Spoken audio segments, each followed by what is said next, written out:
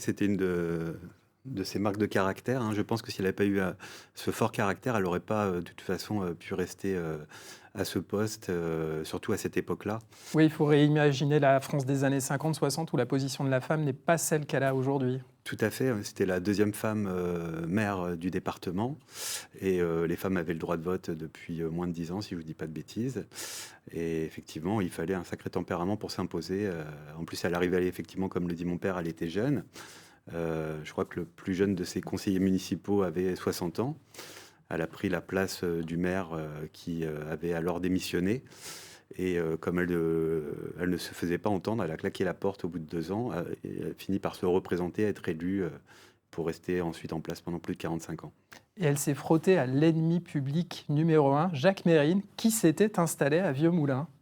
Oui, tout à fait. Alors ça, c'est une des légendes aussi du village. Enfin, c'est une légende qui est partie effectivement d'une réalité, puisqu'il a tenu l'auberge du Mont-Saint-Marc pendant quelques temps. Et donc, il aurait fait la réflexion en arrivant à la mairie que c'était gouverné par les frangines, comme il l'aurait dit en arrivant.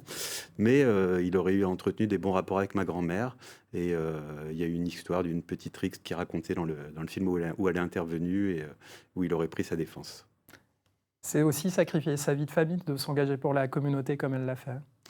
Oui, effectivement, le métier de maire, même dans une petite commune, c'est un engagement presque de 24 heures sur 24, 7 jours sur 7, hein. Elle était sollicitée. Moi, j'ai découvert pas mal de choses que, comme je l'ai connu qu'en tant que grand-mère, j'ai découvert un peu sa jeunesse et ses débuts que je ne savais pas, dont j'ignorais plein de détails et j'ai eu plein de témoignages forts que j'ignorais totalement. Et Merci beaucoup pour ce témoignage.